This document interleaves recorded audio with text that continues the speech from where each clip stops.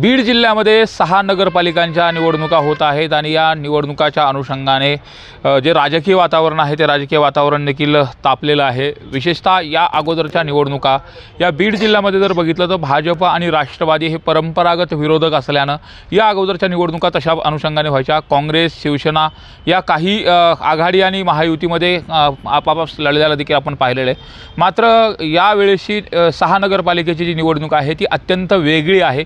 याचं कारण तसंच आहे, जे मूळ परंपरागत विरोधक आहेत हे दोनही राज्याच्या राजकारणामध्ये, राज्याच्या सत्ता कारणामध्ये एकत्रित आहेत। यामध्ये भाजप, राष्ट्रवादी, अजित पवार गट आणि शिवसेना शिंदे गट हे राज्याच्या राजकारणामध्ये जरी एकत्रित असले तरी स्थानिक पातळीवरती ही युती होईल का या संदर्भामध्ये मात्र मोठे प्रश्नचिन्ह उपस्थित केले जात आहेत। का तर बीड जिल्ह्यातील 6 नगरपालिका निवडणुकाच्या अनुषंगाने जर बघितलं तर या अगोदर भाजपच्या ताब्यामध्ये 3 नगरपालिका होता, तर राष्ट्रवादीच्या ताब्यामध्ये 3 नगरपालिका होत्या। यामध्ये काँग्रेसचा नगराध्यक्ष हा अंबेजोगाईला देखील होता। मात्र हे असं जरी सगळं चित्र असलं तरी देखील या अनुषंगाने जर आपण एकंदरीत जर चित्र पाहिलं तर सध्या मूळ परंपरागत विरोधक असलेला मुंडे बहीण भावामधला संघर्ष पुन्हा एकदा आपल्याला पाहायला मिळणार का या नगरपालिका निवडणुकाच्या अनुषंगाने हा महत्त्वाचा प्रश्न आहे।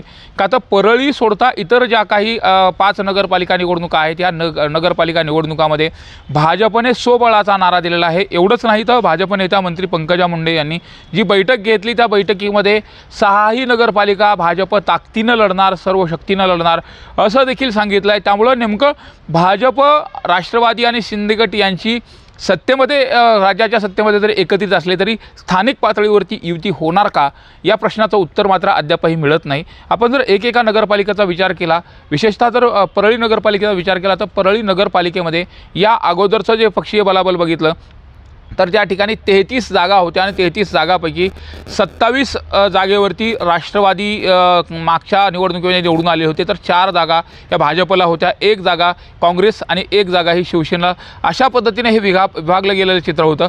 मात्र यावेळेस आता त्या ठिकाणी 2 जागा वाढलेल्या आहेत। एकूण ज्या नगरसेवकाची संख्या आहे 17 प्रभाग आणि 35 नगरसेवक अशा पद्धतीची जरी संख्या असली तरी आता नेमकी बहीण भावामध्ये वाटाघाटी कशी होणार, नगराध्यक्षपदाचा उमेदवार कोण असणार यासह अनेक गोष्टीवरून आता सध्या दोघांमध्ये जे वाटाघाटी सुरू आहे त्या वाटाघाटीच्या अनुषंगाने काही गोष्टीवरती घोडं आळल्याचं देखील पाहायला मिळतंय। विशेषतः नगराध्यक्षपदाचा उमेदवार कोण द्यायचा, तो कशा पद्धतीने असला पाहिजे या अनुषंगाने देखील बहीण भावामध्ये बैठका देखील झालेल्या आहेत। मात्र अद्यापर्यंत नगराध्यक्षपदाचा उमेदवार कोण या अनुषंगाने ठरलं गेलं नाही। एवढंच नाही तर तिथं परळी नगरपालिकेमध्ये भाजपला किती जागा मिळणार या अनुषंगाने देखील बोललं जाते। एकंदरीत जर बघितलं तर राज्याच्या राजकारणामध्ये भाजप हा मोठा पक्ष आहे आणि मोठा पक्ष असताना सगळ्या नगरपालिका निवडणुकामध्ये भाजपलाही तशाच पद्धतीने जो वाटा आहे तो मिळाला पाहिजे, तेवढ्या जागा मिळायला पाहिजे या अनुषंगाने पक्षश्रेष्ठी जरी आग्रही असलं तरी दुसरीकडे जर बघितलं तर पक्षीय बलाबलाचा विषय आणि एवढंच नाही तर कोणत्या क्षेत्रामध्ये प्रभाव क्षेत्र कोणतं आहे या अनुषंगाने देखील मोठ्या प्रमाणात वाटाघाटीचा विषय केला जातो। विशेषतः राष्ट्रवादी ही एक हाती सत्ता गेल्या 10 वर्षापासून परळी नगरपालिकेवरती आहे आणि त्या ठिकाणी भाजप आता स्वतःच्या जास्त जागा कशा पदरात पाडतील या अनुषंगाने वाटाघाटी देखील केली जात आहेत।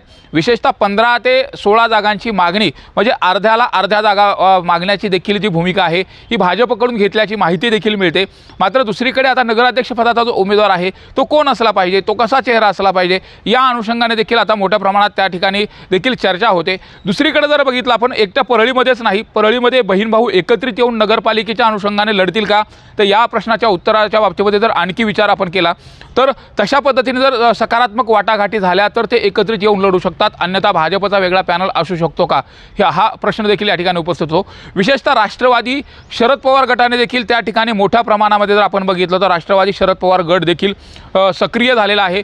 माजी नगराध्यक्ष राहिलेले जे दीपक देशमुख आहेत यांचा देखील त्या ठिकाणी प्रवेश घेतला गेला आहे। त्यामुळे एकंदरीत हे सगळे विरोधक एकत्रित येऊन भाजपला, विशेषतः राष्ट्रवादीला त्या ठिकाणी टक्कर देणार का, राष्ट्रवादी म्हणजे धनंजय मुंडे यांना त्या ठिकाणी कोंडीत पकडण्याचा प्रयत्न केला जाणार का हे देखील पाहणं महत्त्वाचं आहे। मात्र पंकजा मुंडे आणि धनंजय मुंडे हे परळी नगरपालिकेच्या अनुषंगाने वाटाघाटी जर सकारात्मक झाल्या तर एकत्रित निवडणूक लढू शकतात, हे आत्ताचं सध्याचं चित्र आहे।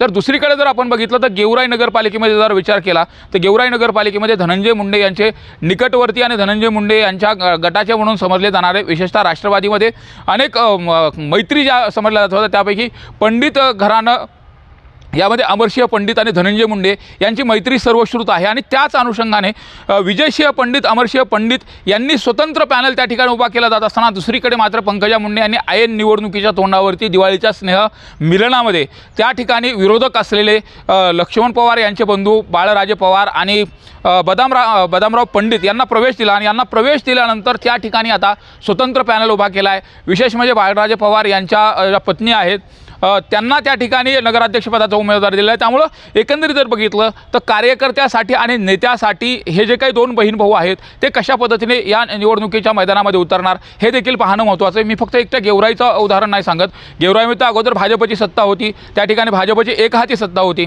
मात्र दुसरीकडे आपण बघितलं तर माजलगावमध्ये सुद्धा तशाच काही परिस्थिती आहे। माजलगावमध्ये सुद्धा भाजप स्वबळावरती लढण्याचा नारा देतोय। दुसरीकडे धारूरमध्ये जर बघितलं तर धारूरमध्ये तर भाजपची सत्ता या अगोदर होती। त्यामुळे धारूरमध्ये देखील आता महायुतीमध्ये कशा पद्धतीने हे दोन पक्ष आमने सामने लढणार का हे देखील पाहणं महत्त्वाचं आहे।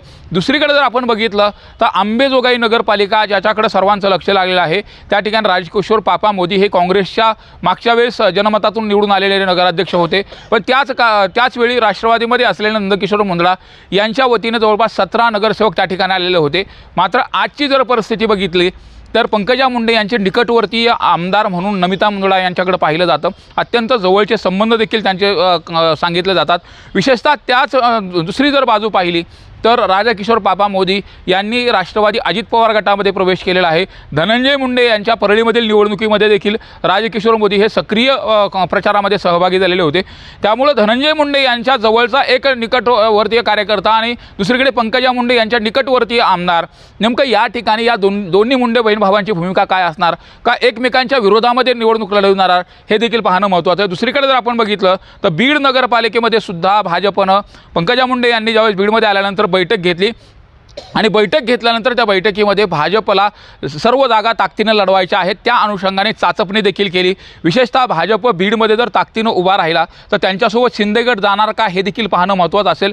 आणि राष्ट्रवादीमध्ये जी झालेली गटबाजी आहे, अमरसिंह पंडित यांचा एक गट, त्याचबरोबर योगेश क्षीरसागर यांचा एक गट आणि त्याच अनुषंगाने आता माजी मंत्री जयदत्त क्षीरसागर हे देखील राष्ट्रवादीमध्ये येण्याच्या अनुषंगाने चर्चा होतात। अद्यापर्यंत त्याच्यावरती कुठलाही शिक्कामोर्तब झालेला नाही।